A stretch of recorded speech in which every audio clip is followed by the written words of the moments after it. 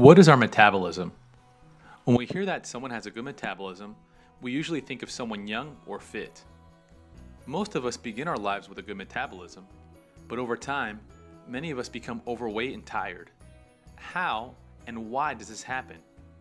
What changes are going on inside of our body? Simply put, the metabolism is a group of chemical transformations that take place within a cell. These transformations can be affected both positively and negatively by many factors. Digestion, including the absorption of nutrients and having a healthy gastrointestinal tract, play a large role in metabolic function. In order to understand this relationship, let's first discover what happens during digestion. When we eat, the brain sends messages to tissues in our mouth that release enzymes. As we swallow, cells in the esophagus receive messages from the brain to produce additional enzymes to help push food down. As the food makes its way down, the stomach receives a different set of messages from the brain, which helps to further break down the food we've eaten. Components of this broken down food then get sent to the small intestines. Once in the small intestines, the pancreas and gallbladder get involved in sending juices to the intestinal tract, all the while continuing to reduce the size of the microscopic nutrients that have been consumed. This is how the small intestines are able to absorb these nutrients and send them to the bloodstream and liver. Throughout the entire process, the brain is actively involved. There are many moving pieces that keep enzyme activity balanced, including signals that produce hormones. These hormones travel through the bloodstream and send more messages and signals throughout the body. The health of these hormones has a direct effect on how well our metabolism works. Neurotransmitters also travel from the brain and nerves to tissues involved in digestion. Disruption of these neurotransmitters affects digestion and, in turn, our metabolism. The kidneys are also important to the metabolism as they remove toxins and waste. Lack of water can also be a huge problem for the metabolism and can lead to disease. When water is combined with natural essential trace minerals and pure unprocessed salt, nutrients can be processed correctly. Pure salt supports the production of chemicals that regulate proper metabolic function. Drinking 8 to 10 cups of water daily is important for good health. Those living active lifestyles should consume even more. Many people attempt to lose weight by skipping meals. Skipping meals, however, is not the answer.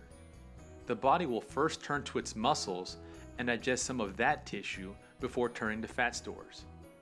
Eating healthy, nutritious food and exercising are important for weight loss, but are only two pieces of the puzzle.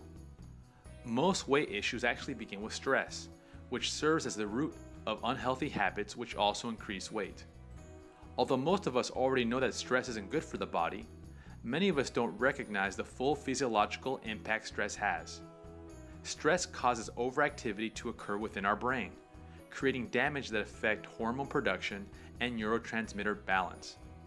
This alteration affects eating habits, enzyme production, and sleep patterns, which also cause slight hormonal changes.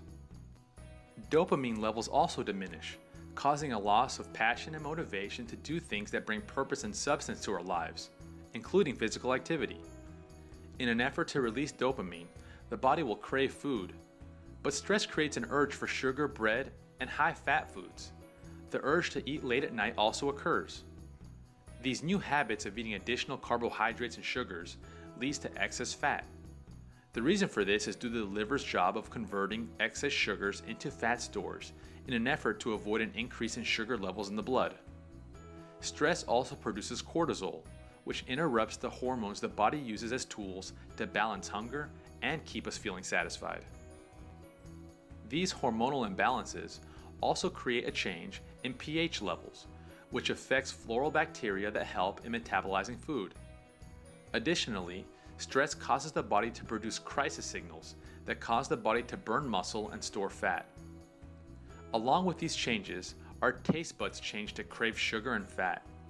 These unhealthy foods don't contain the nutrients our bodies need, and as a result, we secrete a survival hormone known as RT3 that continues to hold on to fat stores.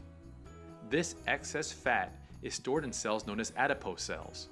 At first, This fat is stored around the belly and important organs such as the liver, pancreas, intestines, and stomach. As excess fat stores increase, adipose cells begin to grow in size and eventually become inflamed. This inflammation puts the immune system on alert. The immune system, however, becomes tired and overworked as it constantly attacks the inflamed area. While there may not be any major manifestations or symptoms on the surface, the constant internal damage is real. Eventually, years of internal damage come to the surface through chronic illnesses such as diabetes, heart disease, and liver or kidney issues. Thankfully, our amazing bodies are able to heal through consistent positive changes. The first step is to manage stress. As a company, we understand the relationship between stress and weight issues. We've created protocols to help the body restore its metabolic function to remove excess fat. Just like stress can have a domino effect on our weight, controlling that stress, along with sleep, nutrition, and other healthy habits, work together in restoring the body's original abilities. Phytotherapy believes in providing the tools needed to help the body restore balance and achieve optimal health. Our solution decreases cortisol and stress levels and activates the body's natural ability to use fat stores as energy, providing a whole solution.